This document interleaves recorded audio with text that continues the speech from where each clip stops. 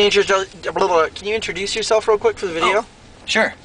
I'm Gene Martindale. I'm the vehicle dynamics engineer for the 2010 F-150 Raptor. Super ooper duper pro Raptor driver extraordinaire. That's right. Fresh off the Baja 1000. Excellent. Good deal, man.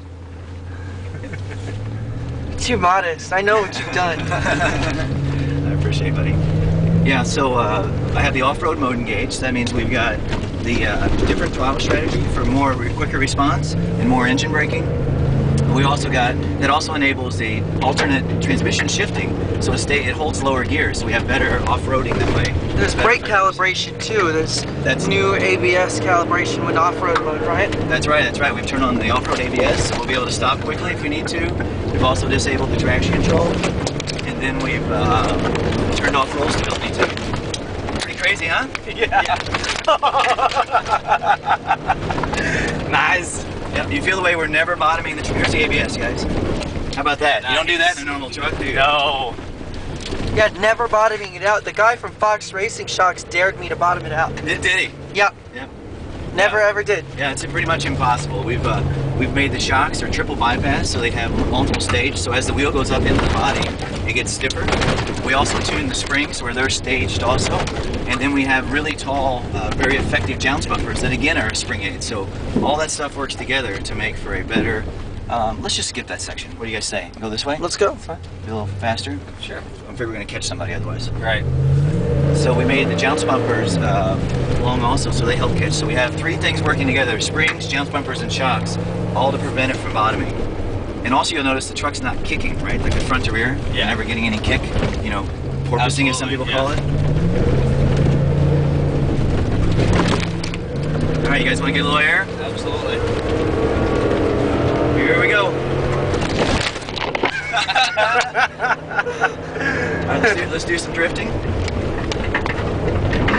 Hell yeah, Gene Gittin Jr. There you go, buddy.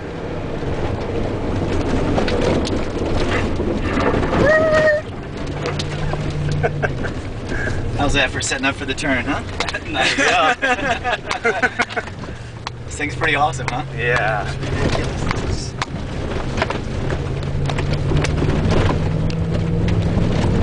It just goes about anywhere at any speed.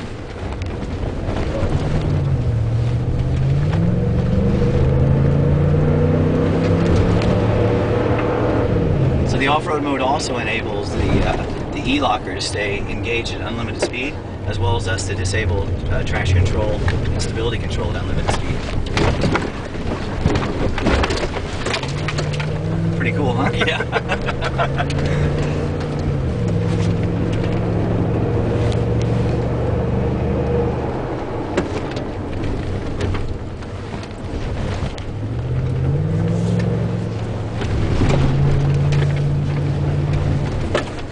Amazing how much bite the front tires are.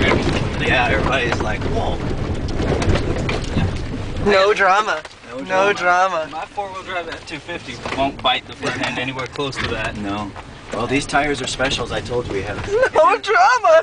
Oh my God, there was nothing. Over those rocks. Oh my God, you paved them. Oh my God, that was awesome. It's shocking the difference in these and the traditional BF Baja belt, because that's what I run on my F-250. Oh, okay. It's not, I don't have that kind of front end bite off-road. No. At any kind of speed. At any speed, okay. Yeah, this just has, the tread's a lot different. We've actually changed the belts and plies underneath different. The sub-layer of rubber is different. Everything we've changed on this to make it better for off-roading. And on-road, actually. It's a little bit quieter on-road. You don't get as much tire whine with these tires. What else was I going to say about that? Just the sidewall's made stiffer, so you get better steering response, better precision. So it's better for that. And then the other reason we're getting so much cornering bite is because the wheel is never bouncing off the ground, right? Because the wheel's skipping, the tire's on contact with the ground, it can't bite, right? No matter how good your tire is. So our suspension is following all the time, so the wheels are always in contact with the road, so that's why we're always able to turn. Nice. That's why we can. That's one of the reasons we can brake better too. Not just the ABS, but also the fact the suspension's working, so we're always in contact with the road. It's I mean, just in something as simple as doing the R&D and taking care of the tire, it's a pretty drastic difference. Yeah. It is. It's kind of amazing, isn't it? We tried to hit every area of the vehicle, right? Like I said, transmission, engine, suspension, drivetrain. The rear axle is heavier gauge, so it won't bend. You know, from jumping it and stuff like that, it made the tubes a lot stronger. The front suspension, the lower A-arm, is really beefy.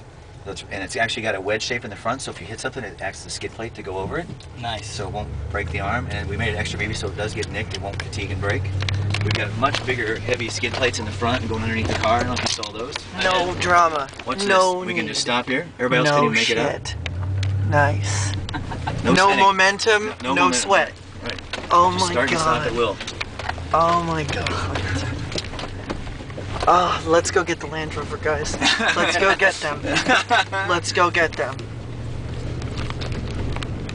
It has all the assists that you need, hill descent and all that stuff, Yeah. but you can turn them off. You can turn everything off. You can turn only you cannot turn off is ABS. Sure. But you can turn every other assist off: hill descent, traction control, stability control, roll stability. All that stuff can be disabled, to where you can drive it 100% you. So And that's what you do. that's what you do, right? That's what you do. Oh, that's what I usually do. That's Yeah. absolutely right. That's what I usually do because I've got quite a bit of experience, so I know what the truck's going to do. But the idea is we have multiple stages of turning things off.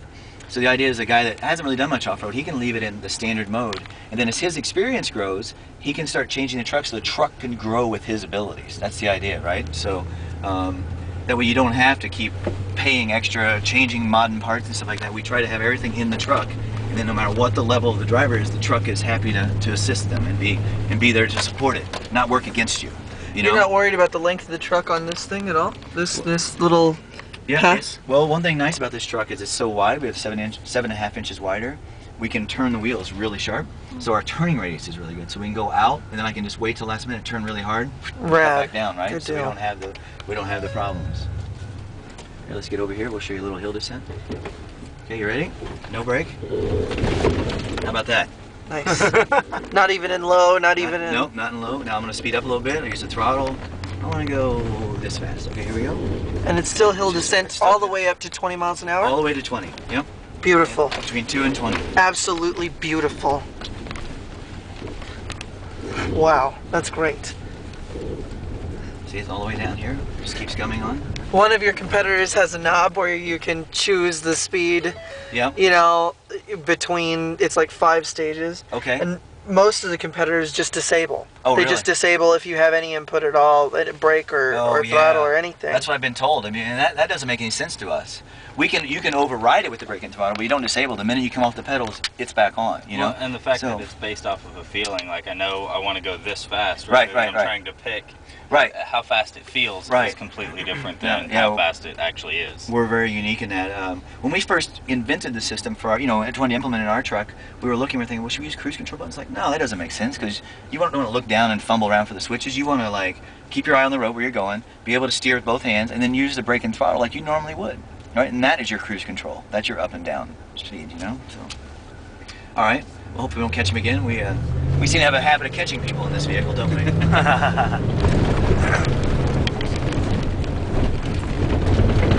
Feel how much traction we have even over this really bumpy terrain, right? That's the suspension working and keeping the tires in contact with the road, as we talked about earlier. It's pretty crazy, huh? It's a big rock, no problem. Boom. Oh, nice.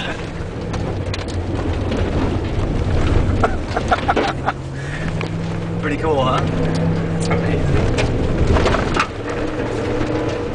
And there it is.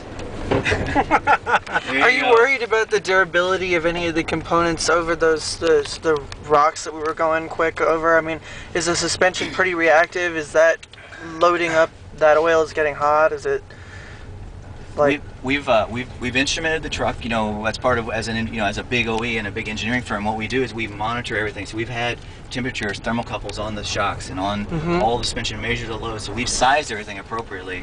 And then just to back up to make sure we didn't get it wrong, we've done 2 1,000-mile durability runs in the desert, in the Borrego Desert. We set up a 62-mile course. Then we'd make lap after lap after lap until we accumulated 1,000 miles. Sort of equivalent to the Baja 1000, right? And to make sure that, we didn't break a control arm, the shock didn't overheat, the spring didn't crack, the frame doesn't break, any of that kind of stuff, right? So if it's done 2 Baja 1000 equivalents, then it's probably good for 2 days here. Yes, I think Perfect. no problem. Thank you, Gene. All right. Yeah, man, that was cool, Appreciate it. dude. Thanks. Appreciate it.